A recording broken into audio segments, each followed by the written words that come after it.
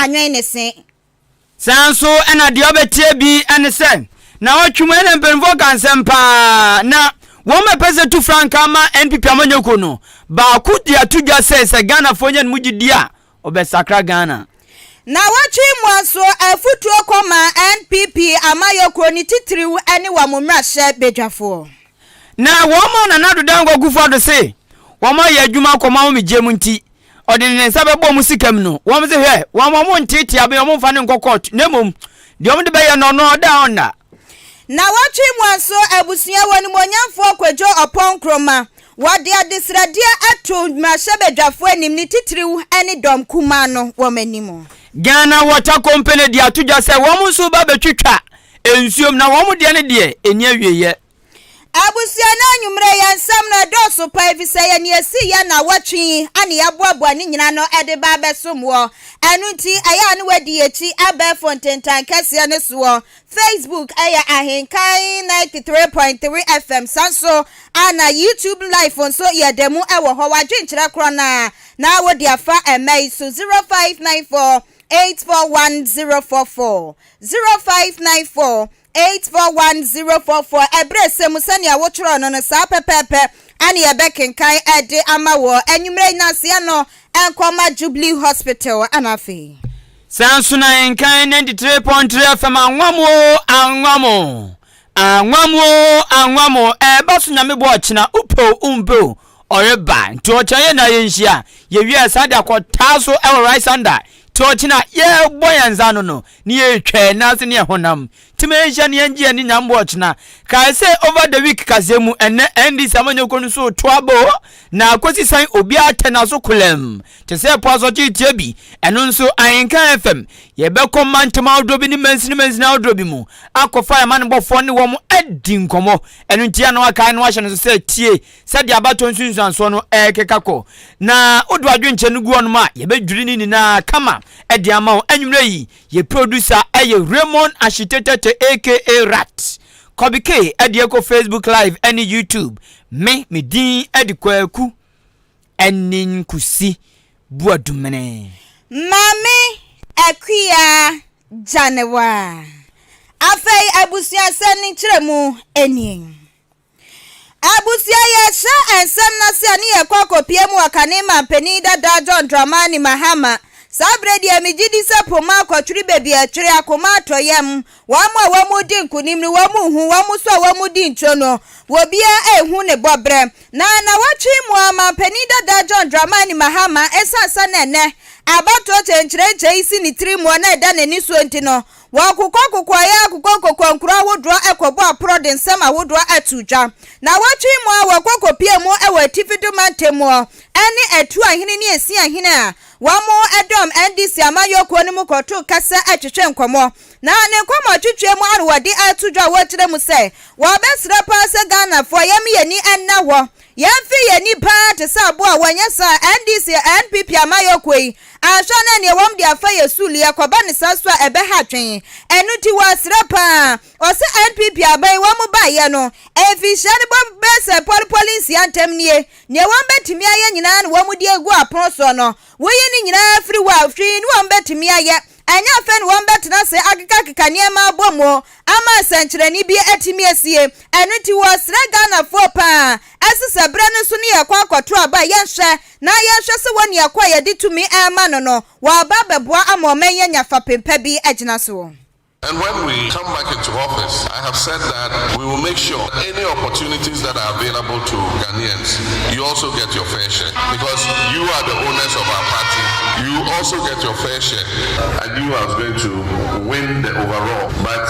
for us Northerners, we respect our elder brothers. We respect seniority. And so I had to be careful here. If I defeated my elder brother in his own hometown, it will become a big problem. And so I put the foot on the accelerator gently. I didn't push it too hard. And truly, you guys honored our brother. He won and I came second. And we've been working together. Today we're all proud of him, that he's the right honorable speaker of Ghana's parliament, the first Northerner in the history of Ghana to become Abusiama penida da John Dramani Mahama wokopie mu ewe tifidu mantemo anonwo na wawie no wadi bi ato so a wakire se afipinu ni edusia ni mu wono wamo ba no wamo ebo amomodin ye pa keka nsem de ade kire wa my Ghana enso ni nyina mu hwi ni wa wamo ye ye nti wagusu asere o se abato yi ye hwe ni na yanko NPP amanyoko no mu penyini ba ko peso tu franka ama NPP amanyoko engineer kwabena ejey Japan penyini dia tudwa se bi obi na to no nyum se mi wo jidie akame nyuma nyamzo mpane se obi ba henyanka ene akunafo ene ni nyuma enti jidie no nyuma oze gumpa papa kono obi atimo memene pa na senanya ha ocha abo akram okowia nam ne yebirim no nyansa nketwa ni na afa jidie ne enwuma ya ho na nu na gina akwabena je Japan say Ghana fo nya jidie ewo nunu mu esanso nimdo betumi aye wo mama na konya ne pen na waye bi pen Ghana fo bi pen enu ntidi onim kwa ne asoma ne de a ena Ghana fo ma ne tumi na ala no ba mi o Canada Japan ho onto mu na nhwo se brim na mfa Ghana endu bo sha sase ne so.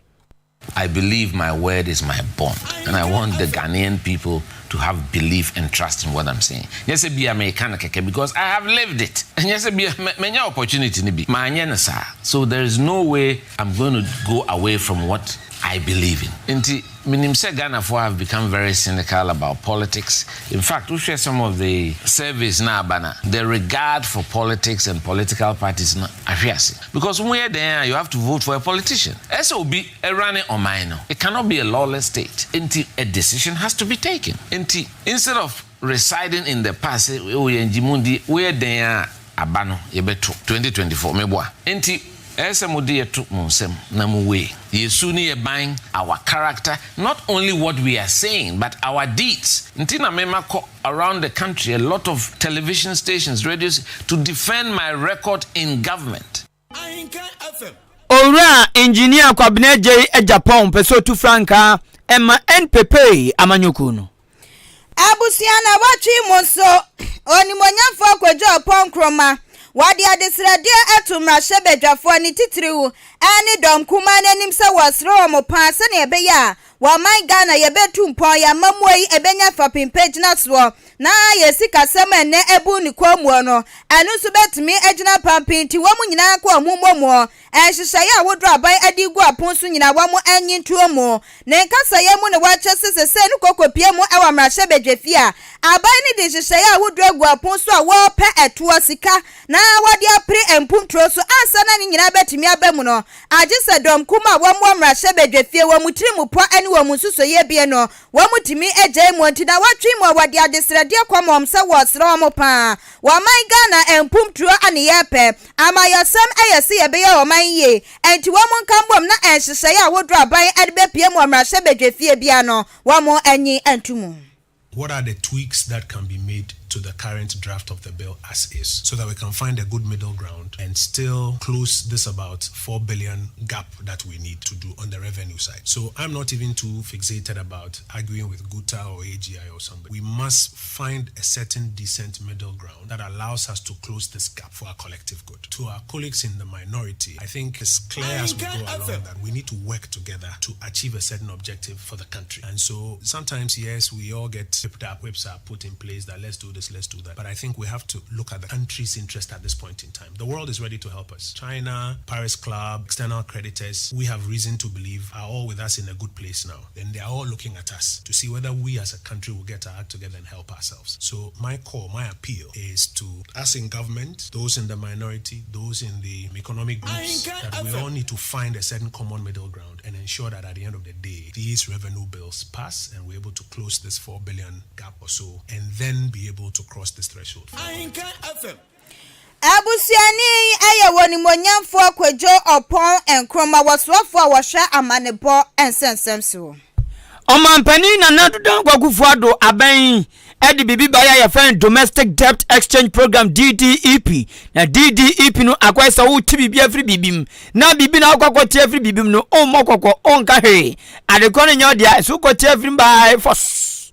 akai teacher Musa nyumo chayen mejina ho minim obiara odi ababo meto mesedam fo adan Ose by force, ose by force. Sabe papa DDP sana kwa ye. One man dot in sabe obe 2 sikem ana unyamem adenya me yibi by force upompo merito. Na merito na banso kote pensioners. Or kwa chom sika bi e de akowura DDP no mu de ayoma ni ye mupompo obete. Na no man for say pensioners have brenya finche de watch 70 60 ebia bre ebia ya mre no a wom si komo de bo black akra ma ko ma wo megem no en na aban kwa kwate aban ho amanga mente he angura pima no pim ko nanim na pensioners nzi da bi si yankeka ye ho party sempran foforo akọ ne mpranchen a asembeto yen asembeto papa ntene mi kan en nkokora pa ne mre wa behuna poso bi kura ntumi nante ye pia wo mo adia wo mo ye demonstration wo mo ye kire aban no titu ni aso ya ehwe Ghana sikasem so say wo mo nya sa DDP no mo de tata wo mo na wo mo so mu nya wo mo hauda na enu na pensioners na wotwe mu wo mo convener Emma Pensioners Bondholders Forum Dr. Edu Anani entry HSA here aban wo mo kama naten wanse se wan tia wo musika ana wan ja wo mo masuma nwomo a wo so be tata wo mo tinko bi mo danka wo mo abosia no so ba be danka wo da krom tumi sa abosia no ma twagu dan so na jira o ajijira sisi tia kan tueska no wan fia ona metumi tuni abimu anajo he ona chaze wo mbetete wa ama oso mo mfa nkokotu nemum ombe dan aban kama aban na no be papa ne ma chinse de malam atwumuko egunu. We won't go to court. Court processes. You can't wait for your coupon when you are in court and you are dying. No, we must put pressure on government to pay us. We won't go to court. The maturity, we have one yesterday. So until it is cleared up to yesterday, government still has outstanding. And we are clear. We say pay all outstandings before we stop the picket. It is not too much. It's our money. Onipa amutini ni aye convener ma pensioner bondholders forum Dr. Edu Anane entry. Abusia yetwa ensem no eswana na watchi mwanso Professor Ransford Edward Van Jampo wadi efutusem ekoma NPP amayoko ni titru ane wamumra shebedwefo na futusem wadi kwa ye nyina no wo kire mu sa sane nei NDC amayoko no kokromotipa wa aye adwuma wo mu a wo makoto aba edi yi wo mu kandifo ane wo mumra shebedwefo no sanso na NPP amayoko ni mu enche kurafi ya mu wo mso de wo mu de ebe hihye so na emom suban ni ye bia wo mu eda na din ehu enu se ene NPP amayoko mu obi ayi nanim wo beti asumesi wo media me wo Alan Camp awbente so baba so media Dr. Mahamadu Baumia asumesi susu ba ya waso woni monyamfo Kennedy wo hine Japan wanu ane woko ana Professor Janspo etremu se sa ne ye ni suban na wo mu da na din nya de beboa amama yoko na akonkan enya de betimi abamo o mani su ade hunu a wo mu epene ni su atimi abamu wo kyeresa sabio sa ne ye no eyen kwalane ye ane wo mu da na din tu wasra pa se de be ya asumdwe mapa beto akoso asumdwe ne so no bebi a wo mu de ne ye na akwakodru bia no wo mu hwe emfa ensi. All of a sudden, a contest that is likely going to break the party. Then informed me for one for and Casse, you may be a higher share, Emma phone and I acquire. I took your one, a politics are a threat of some and say, or my kudam. And it's like the party that's expected to grow in its outlook. It is tempted into meaning MPP party shall say what I would have my blessing. Penny and next, to say, yes, as a party,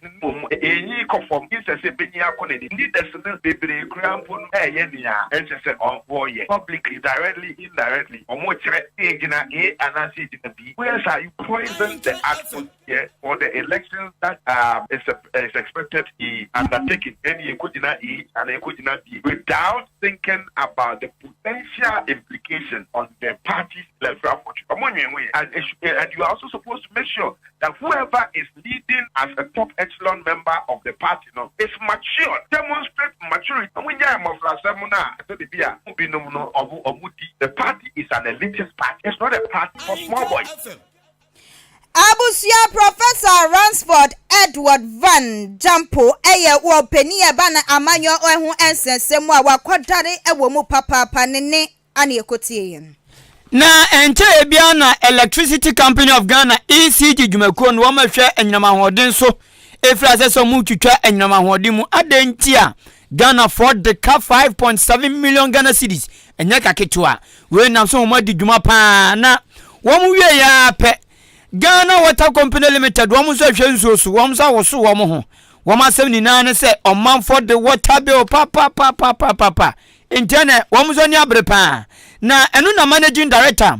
Ghana Water Company Limited GWCL engineer Dr. Clifford Abraham penyini dia tuja say ye na ye ni tuade e kwa so fra enyinama hoden mu na o se no po de wo mu de mu disi wo mu oda mu disi na no penyini che say wo mu Ghana Water Company entwetwamu na mo ba betwetwamu no wo mu cheju tani a school von ye nehi o de penisi so wa kam no mu ade am no mpasma ya no odidi basa no betitu sa enjoy sa no mo ba be ye o se Ghana Water Company Limited water bill on beji no matwitwa ensom no wo mo nya wieye wo betwitwa ma kozi se nyame beba Ghana Water Company for no ye Guinness our contract na ye ni PLC's for so contract na PLC dey ba ni say they are e wom say ye dey omubisa ye nsu a epese eton it is so na epese eton no na ye sika sem so ne da ka ho e dey sika sem ka ho a then na omo dey ye tariff no ama omo a ye supply mu nsu no it no enye yen na ye ma industry players no ana say omo a omo use ye nsu no ye PLC for ma mu tariff it Guinness for one ba just omo ntia ntia ba asi ya na say ba be disconnect on ne ya for so omo say it is Odieka na wa mechia yen ba ne be disconnect o ye de end ye ma any time frame every day bia no mobilization ye ba ne do Odieka ne disconnect o nti de ba ne say Guinness Odieka as at May we have as at March ending Odieka 6. Enti pani o kasai wa abram ko twa Guinness edwuma ko kase o Ghana pa Guinness ko twa mu water bill no mo de ka 6.7 million Ghana cedis eno ko twam wie no se agya wadwo wo ma enfantonti wo mdi nsem we na tuja engineer Dr. Clifford Brima ono na managing director Ghana Water Company Limited. Abusia ya tuwa ensam no so over the week Kasiebo ana wutienti adwenkyere no aya na wama nesu 0594841044 na wama nesu ewo ho Facebook nso ye dem na wodi akọ egu ebresem ye bekenkan ni nyina ede amawo na abusia na watwe mu so ade ba ko edi akotin ye pa wa maimu lesbianism, gayism, bisexual, transgender ene won kro ne ba LGBTQ+1 ne niema eka ho wabane ba wadie bema ne bema wadie edentre ha ye power mayimu anatse empenifo ani abra wa mo hyese ekwan bia so abedwakwa ya pa wa mo mrahye bedwafie no wa mo tena so na ene ye hu bebi a emra no wa mo de eto eka hu bia ma general secretary awada Christian Council annual Reverend Serofayo si eba monte so de betu dwa wo kire mu say sa LGBTQ emra no wo mani abri hu ye pa na nya sesebio wa mo penifo no ma tena sene ni wa mo de wa mo sa ahye mo demri fam eja ya ma mrahye bedwafo ni pese wa mo nkwa enkototo mra wase aha enya sa netia wase vitimra na hyasian wa mu ni penifo ana atena sia na ekobia wa mani asu de ekire na wa mani de ekire na nya sa bia Christian Council nko a ana wa mani ade ekire wo kire mu se eku edi eda wa mo so any coalition for proper human sexual rights and family values wa mani su de ekire pa sa eku penipe sini stress wo lawyer for amwani wa mu nyina ani go ekire yanwanu mu misrimifo ani eye wa maiga na ya mamre ni ya mani penifo awodo wa mu su ani ade ekire bia sa ekwan bia so wa mbehwe na sa emra no mrahye bedwafo atimi ahyehye na nipa bia wa mu ya madwen wa ba ne ho fefefe wasmedia menyanko ba na mepe no emra ni timi ani ne die obi nso wa ba ma wasmedia mepe menyanko ba ma wa no so yetimi atwe na so obi nso wa bo wasmedia me transgender me ya oba o asumi swase ne meni ya ne me kasa tie ya bibia de di se me ba ma etire wakwa dane ne ama bi won ho aba be ya ba ma wasesa nkrofo ni nyina emra ni nuo bedi ne nyonyonyo enti wo mu Christian Council for wo mani abre atwen asada wo beti samra shebedwafo ekotena se emra no wo metimi age atum ama na ba be ya emra no wo mu so besisa wo mu nkuku no wo mu nkaka na wo makwa akopie mu e wo mra shebedwafo eho ebie So we are behind the bill. And in fact, when it was going through the hearing phase in Parliament, a select committee, we presented a paper on the matter. So it's not a question of coming to the media and say, hey, we are against. It's not that. But we actually are speaking to the issues. Now the issue is in Parliament, and they have gone through several stages. Now I think the stage that they have got into is to come back to the plenary, the main floor, and then to be given a hearing, I think a second reading or something, and then a third reading or something. When we get to that point, we are going to still be present. That is the Christian or the religious bodies, not the Christian Council alone. All the religious bodies will make sure that we are present in Parliament when they take the decision, when they do the second reading and debate the issues on the floor of Parliament. We want to be there because the people in Parliament represent us. So they should not speak their mind. They should Abusia ani ayatwetwe ni penny awada Christian Council ekona no Reverend Cyril Fayosi. Eye over the week Kasiebo sugusu tie ewo. What wasum. Adishe wo asene yanu no asene manso across mansin mo poemantemu. Na ene na watwi mu nyasam kitu abusia yesa awunidie na okọ asene krodie nipa gumbe ye empemu du 10,000 no nipa be gumbe sa dodo no nyasam kitu a wo mu nina ba bi omto ball agunu wo mu sanso ne ball aneda ene ball anidi ene ball anante efa danfo di nkomo ye bibia wo ma soma ma wo ma be woni krade ama teze ebon kra wo mu ntene kankan ane say asini krodua da kwanu nina no baabi omgu bola nina eye kwan pi na kwan no nso nye krotia baabi eye kronu mu pi adwuma wo ho enkofo ye so me wo ho ne de keka ho ena mo team school nso ben ena ho na o mani na gu bola ena bola nso ya na eye kese ena egu kro na nimu ase na no ena na wotwe mu adetonfo bia ben wo ma yetre wo ma pamade wo ma ye so ma adwuma ene de keka ho ene Ahenkan Kasiebo edi nkomo no mo che sei nyame anim ni kro ne agyanan ayi bola na wo no ha wo mo papa sanga koya sa broche bola mpo sanga no pepa raba na zuwe die emu bola na afra what you run go na mi gina me se mo fa ko echi wo nyina kwanda ho nti mo hwe gu asa no ngwa ni nyina mpanchi no kwa mo esu ni nyina gu fam ho nti aya mo fa nko ebi nkoto no gu no ne de ma akasa ha ma chi so saa wo mo nti mi o se nche ni pegina nti wei me wie ni nti yini nyina na ma akoto na ma show no bodo no wa chichi ni ebi nkoto no tefi no wa ba anadwe be ka echa na nko hwe ebi nkoto nti so me ba shi wa ti so me fa adena na yiyi bi ni nyina one assembly my friend Oga maybe any need nko say cancer ta ko asetra e was a bola e hunti enche because so mo be ye free ha say ye hwe o manim say ma be sa asede na amaye me mo de me ye adwuma bola ho me bre pa de pia me ni dodo na konto go ha wo ye adwuma kwa wo nchen kro pese hwe bola no egu ho bola emben somers no kura bola na we chiri and so e ye mama say bre kakra yi o ma ni nyina ato ma dwumi so be de say mo de bola no gu no o ma jai ya kan no kwasem ni eya homete Indiana dano achima sini krodua kakraka baga ya medon mu se bidami ukoma omani na baby omtu bola gu no ekromu pi enyumafo ho esukuu fo te ho obi atun ya adwuma ena ediewu ha omanfo eno ena epusu wo mo ama na watwi mu wo na Ahenkan news edi nkomo na abusia na watwi mu so anya omonku o achimoda asenie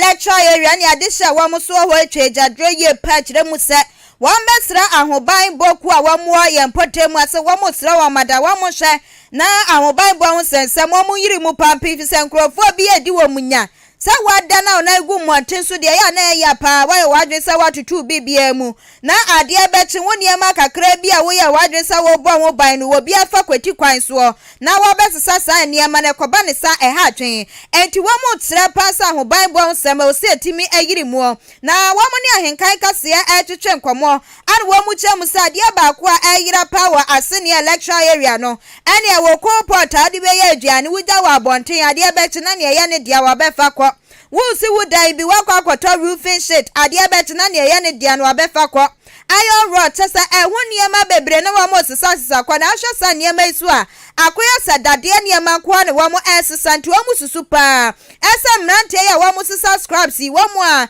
an wamo di sa nyuma nti wamo sresa ni manim ya mpanifo hwe na bible ho sam wamo anyiri mu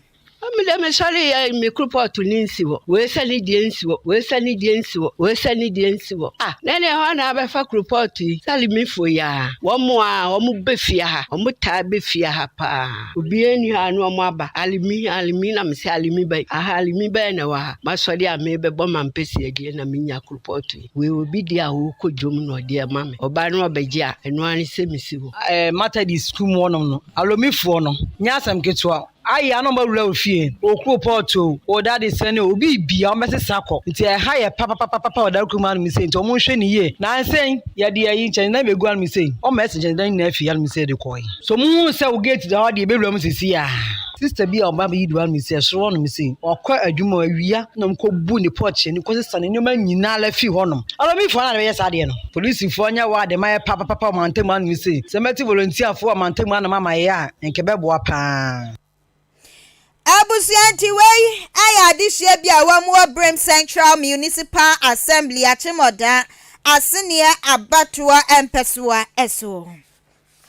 We aye over the week Kasiebo na ye ba betesi endi samanyoko no ye se obofo ne de nam ho apaso ena afisu mfia wo so ne edie ene ekwakoye NDC uye mizu ya meza for da ne ene koye wo ma ye NDC ma no wo ma wo moje na ye NDC kales no obi kura koto ye mizu mpaboa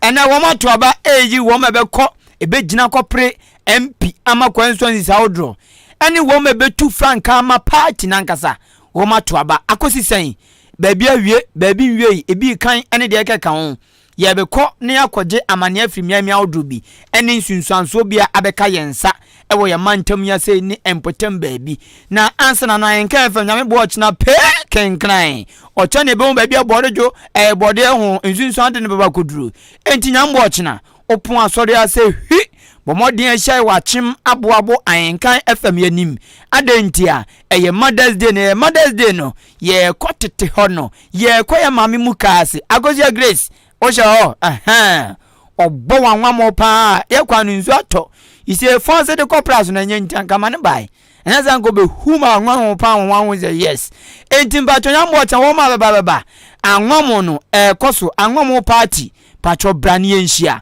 wo obedi nkunim oje fridge otosumienu a oje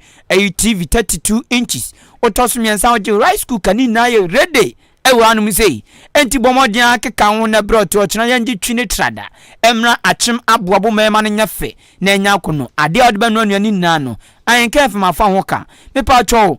ochina awia donku kan na dwumadie no ehyehye so anwamu party a eba so yi nyumeko bia agya tum edomo ntuma aboya dia no eso yasene eye ke asenso furniture nkonya ni de na pe films oil papa na fango papa gu kem na mwao Kempon Travel and Tour even up so Kosovo, Togo, Nigeria, Germany, Canada bebia Ice Gold Natural Mineral Water onoso si bonsupa nenya homepa KNY Electronics onoso North Kaneshi ejewajo light oni wa be na pe unsabekani na odi Ahenkan contract works enoso be open blocks na to cement anapese usi estate oni how bona humem keke na oni odi Ahenkan contract works endings also royalty insurance enoso ya pebi driver for na moto amun insurance na je gra monyanyina so Angel Bakery womusu womu panu ebi kan wano a aja wajo nyambo ochina womusu omudi panu ni bi eni tea ba chima boabo ngwara no de makan wo de mmegu atwo mbete empeni dia ngwara ma tea ne bread umre ngo huru na nimu mpo na no totro chin krama ne ajamu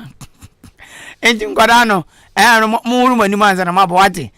wana mpo de na de achen ndi no tia bre na ye wie anwomo party na ye ko rice under esanse honso lovely sobolo alcoholic drink sa drink we so futumi twabi malam tumi twabi yo tumi obia tumi twabi esanse alcohol kakra wom fruit wom akekadura no so boni padua no mana hoden ebi wom ti ya na mix fraction obia tumi bubobi lovely sobolo alcoholic drink dear den say obubobia enyo kikikikiki emo adwene kobre o uye bibia so ya bro wanim na so na hyem pa na de enti lovely sobolo alcoholic drink Ahenkan FM ene pub ba ko boso e wo dan ne mpotem a etumi tutu ni pa free France airebi ene na se for babajo mani e rice under pub ye ne mo kan bom edidwumaso nyambo ochina 7pm sharp kosi se wa obebre ti ewia nwa na ye de ko taso ho se de be ya anwa no ende ye nipadua no ye ko woso ye ho na atumi anane nti ochina sana ye rundown no etie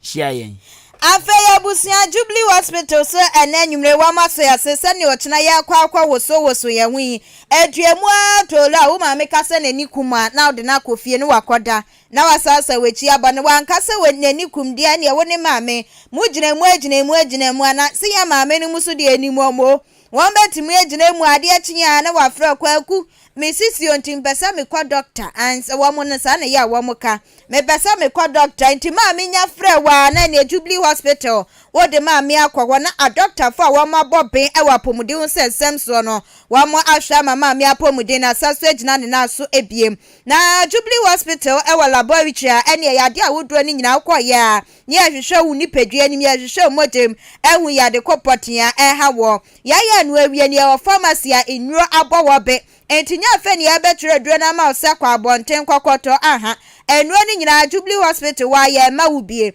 antenatal care any postnatal care ewo ho ema ya ma meno mapemfo efiti da obefa nyinsa ne ya bekura nyinsa na kwesi twede ampon wo besua wo asumdwem enu echi no akwada na didiem wo maame na didiem ne ndro anum wo se ne be akwara no obenyi from nyina no Jubilee Hospital ya behwe akyerɛkyerɛ oni nyina ya wo theater operation ne surgery awodro ni nyina ye bie ewo ya so ye ewo ultrasound any ECG scan enso edem enu tu fafura brand na akotwa scan na akọ Jubilee Hospital wakọ akotwa o scan kama ahwese wo ba no wo ye bema wo ye oba entafo enu kura de ya na eha adwen ese ni bobre mu se wodaye anase wonnaye no eho ene ya asem ewo nti Jubilee Hospital ye betwa ni nyina ama wo afayi CT scan so ewo ho ma wo no mo prostate yade eha wo mo na enye yade bia na hia laboratory enye yade bia se na ye panie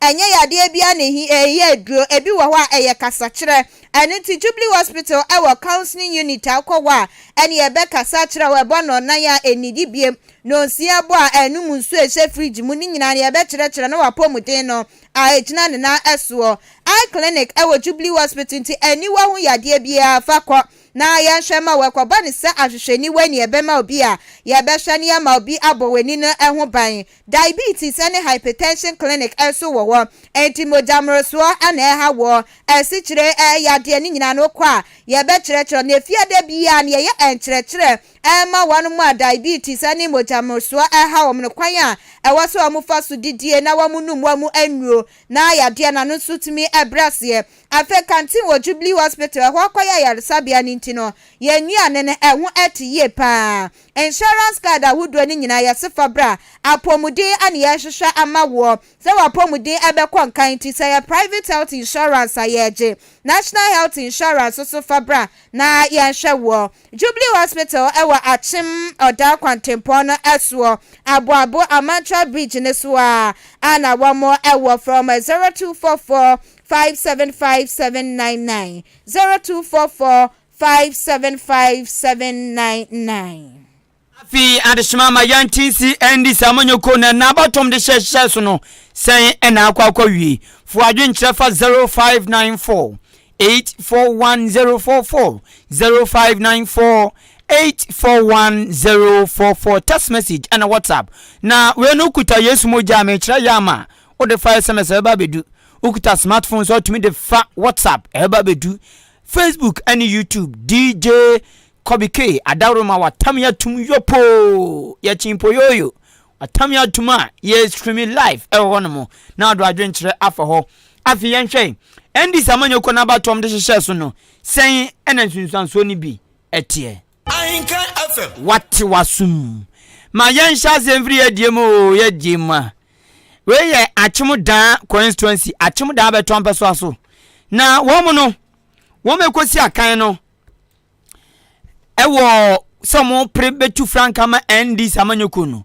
na ye owura John Dramani Mahama ene owura bonsu ye san say Dr. Duford on your say no onko biem oja onko biem ai na oba wo ma pre MPs na nipa ba kopɛ onumnyamfo Jones Asante Quantin Kronto no bia enna contest nje ya anto ne so aba na Achimudan constituency mampani John Dramani Mahama dada ene owura Kojogbonsu former Kumasi mayor wo ma ba tonse ne koi na nipa mo hwɛ no mu so mbeto aba ewo dan ni na NDC mu eye 536 wo metumi beto eye 483 na 483 no John Dramani Mahama enya 474 ena owura Kojogbonsu enya 3 na me protesters no wozere na Dr. Dufo ono no wanko so still stop na academy nipa makumaku nsia etuma no ti eno no ene Achimudan ti owura John Dramani Mahama efa no fala asene man so across the district constituency no na wo musu nipa no mo hwa no muso mbeto aba nne eye 824 rejected wo makoto say no 11 wo metumi nya kwan koto aba no fenchem ma ebi say no eye 813 na 813 na wo moto ye no e wa asene man so across no owura John Dramani Mahama enya 807 ena owura Kojogbonsu enya 6 Dr. Dufo hwe Ebuakwa North constituency also nipa no mu hwe no so mbeto aba no eye 856 owura John Dramani Mahama enya 847 owura Kojogbonsu hwe Dr. Dufo mbude so so nkobiem Achianse constituency achima Achianse Poemantim enipa no mu hwe no so mbeto aba ni na eye 664 wo metumi beto eye 605 wo mo ama absent eye 5959 wo mekoto se no eye 6 na nini na mu no wo mkika bom titi bi firi mu no owura John Dramani Mahama enya abaton mu 596 ewa Achianse constituency owura Kojogbonsu enya 3 Dr. Duford ono put the source on going to be antoma no esikuma odobin brakwa na diema bubo ni na abusia Achianse obi okuno obi an contest no nipa ba kopɛ ene yi niti ena afi ukɔ asenema so across nipa ba kopɛ ne yi niti odan so saa ebuakwa ne enyansi sudua nemum presidential ne de ene ye betumi asisi dua parliament ni ne ntumi asisi dua se nipa ba ko anamienu anamiensa ene kwanti presidential na resource ne de ama no mamenko esikuma odobin brakwai esikuma odobin brakwa enipa no mu hwe no mu so mbeto aba ni na eye 1360 woma entumi ama metokra eye 34 woma ekoto se no eye 15 na when na nipa 1360 no MPs no nipa mienu na ginan ankomo pre edikan eye de otisu sisi a ona ye MP was esikuma odobin brakwa onumnyafo Alhaji Kobina Ganza ene William Edu Oduro omumienu ne apre na no no owura Ganza enya 1050 ene owura William Edu Oduro enya 271 eba presidential no so a presidential no ewa sikuma odobin brakwa no owura John Dramani Mahama enya 1282 owura Kojogbonsu enya 271 ijo otene ne nem kakra na woma ntumia ebeto se no ewo presidential no woma to se no eye 24 ewo esikuma odobin brakwa afi mayenhwe na janwan so mfa yaman bofon bi mfiri mantema draw fansa yirebi ne nasefo ne yenhwe se de eho no nsem so eche na afi yanvan trozo di se de eka kono she 100% she as so far mfanza odi 1 2 3 4 5 ya buboi John Dramani Mahama titim kra kambe kan bibi nso titim kra na mo owura bonsu ko akoto ye den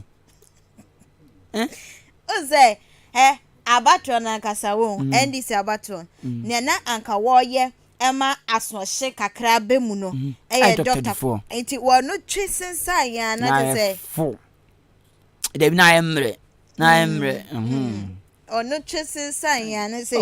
ye nimia waba. Enti abusua ya kwa homa ne so na ye ne nana owusu ofuase ayire bi abato mpeswa so na won kyerɛkyerɛ ye ne ekoso ewo ho sane abato no wamo enso de no wamu hunu nipa dodora na nke wo so mbeto aba ene wamu ene wamu sutimi eba beto aba wamu kra wamu kogina ye ese wo ye nto wamu so aba no wamu dodora na se wodi ni nyina so no asom ye ni ahwe ne wo di nkunim ene ne wo tena fie de odi ne support ekwakobo ne nyonko adiemu enti eguso ehwe sana na owusu beba homa ne so na ye ne no so atwetwe enkomo na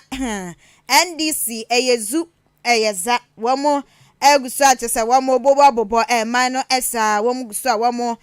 bobo man ne okopie mu manten bi ebuso emu aye hye ye enya sem ketu me hwe ayi ho no ningo pram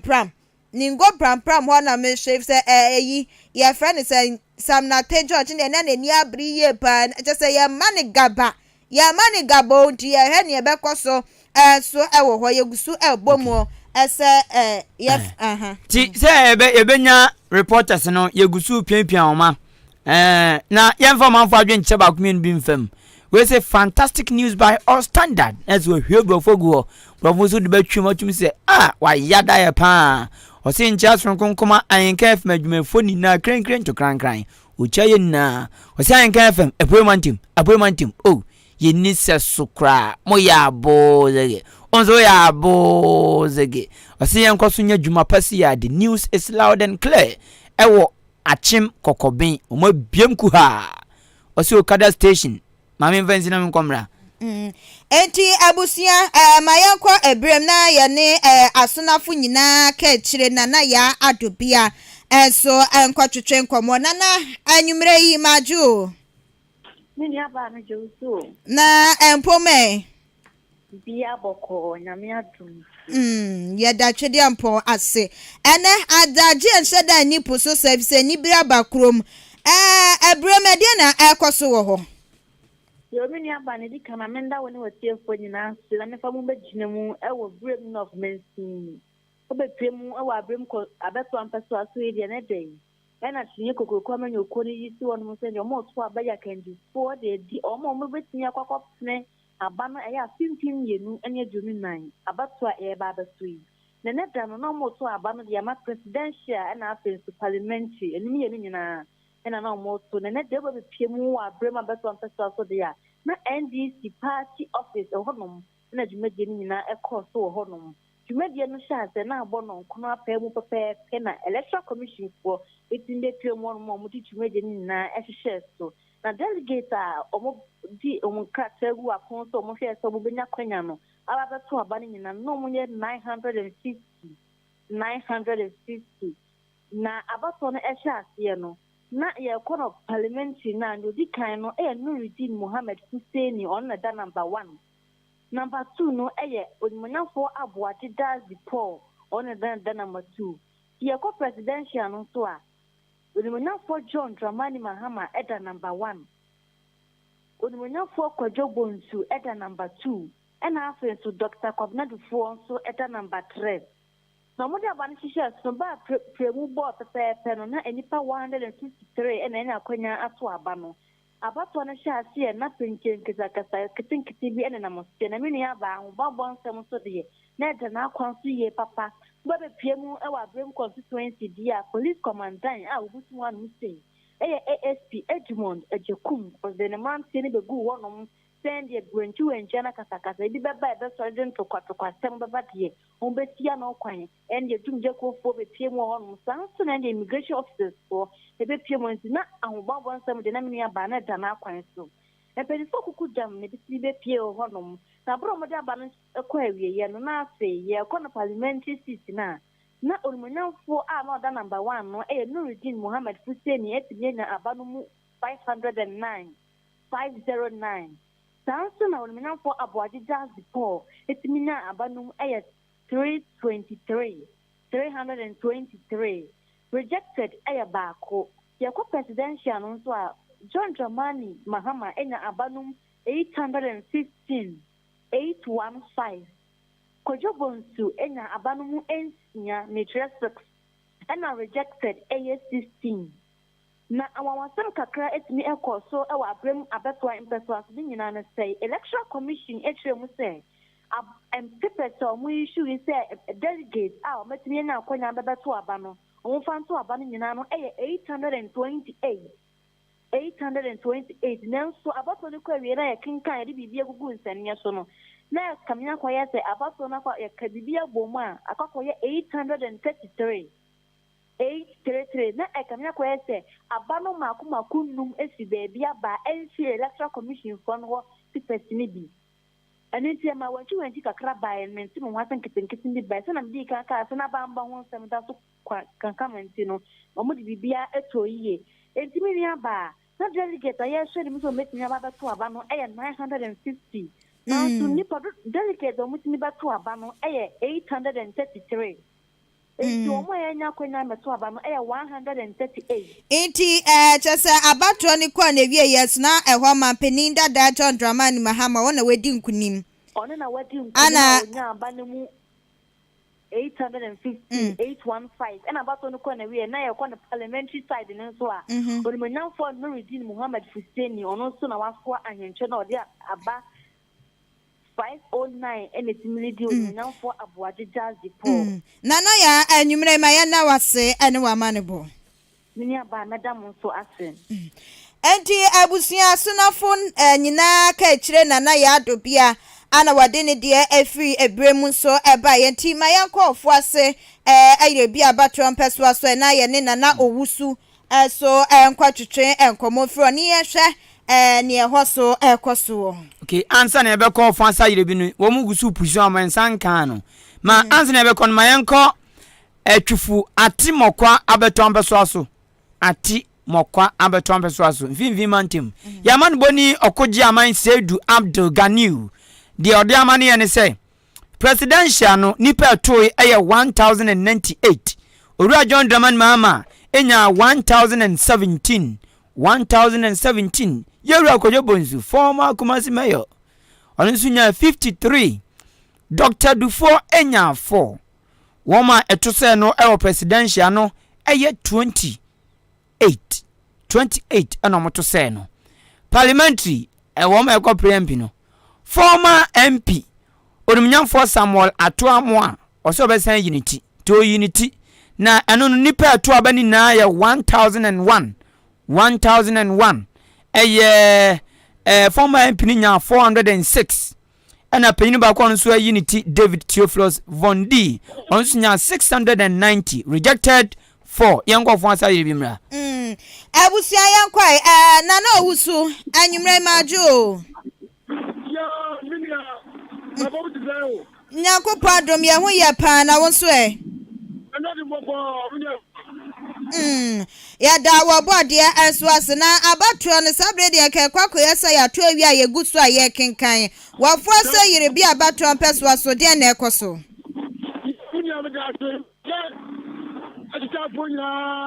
majo asa makwaba de ba ka FM 3.3 na ni mi do ka sana na very poor and this government to about to get congress and to get to it and then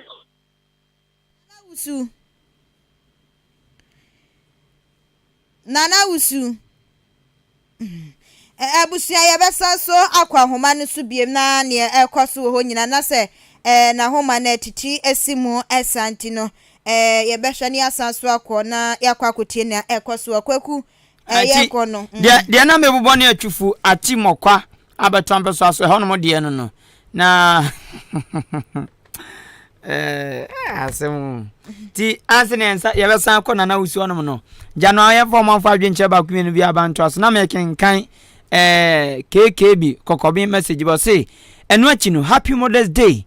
in advance enkoma mama phone na titu ne maame Akua Janet o kokobi ene mani na nyankopon nhiro mu na o say emaye amazing woman omo yesrongo kura nyankopon nhira on papa o say kokobi Okada station Okada foi ye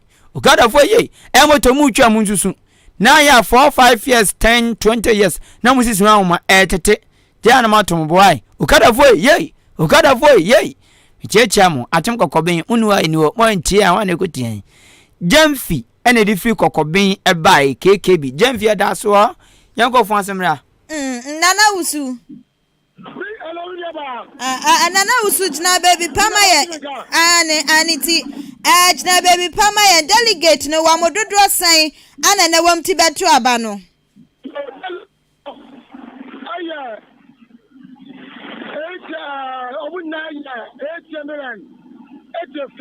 delegate. As a common trouble, there's to be beaten on. Police executive body of one police executive police station to me ama it's about 883 to abano of 4 na 883 na wa mo ba ye nim se eba na flag bearership position di amampani dada John Dramani Mahama ginem ana afe yera kwadwo bonsu wanu susu na wojinemu na eba na mrashebedwafo no so anipa sai no wamu gina ye na so dwafo na ye nipa mi na gina aya yana Joshua Asumani Bodi ana Reverend Osepoku ya no Reverend Kinjaja omu na gina ye na ikakenka aya amampani for India no na honorable Reverend the mampani that I want to mama mano awotwe aduasa awotwe ana yewra osebosu azunya emanimu aduonu na ya rejected ballot 3 years aduonu ansia ya ne no ma aye honorable Comrade for so wa amanti no the India no rejected ballot you go mazo the phone as well honorable Osepoku enya emano anan adioso omienu enya Joshua enya emano anan ene dubako na se ofoza yebi no ye woti franka aye MP ama eni jamanya ko no aye Reverend Osepoku ya do na frano Kinjaja ya fi atim ayebi ejini na de ekosi ya no na ho Bible ho sam so to sing ni ba jo ya ba ho Bible sam dia aswani ize kacha yeje asuja fo ani apolifo aya asize bi mpose na nadu mpone bi akọ badunya bombo dia eyekete na asumbie gwa na koso wo tia committee center ho no ekonum eze basa bia ezi abatori na ko fan ya obia ekofi asumbiem menu ka se menu koso a metike ma medal meko aya tim ekreso bibia ezi asumbie ma de olusi yo ni nya de nije ana ekofi unyaba na no wusu anwumre ma ya na wase ene wa manebo